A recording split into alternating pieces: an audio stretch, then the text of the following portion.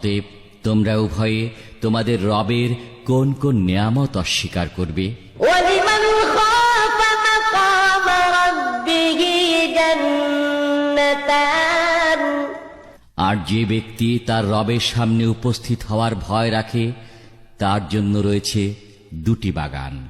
فَبِأَيِّ آلَاءِ رَبِّكُمَا تُكَذِّبَانِ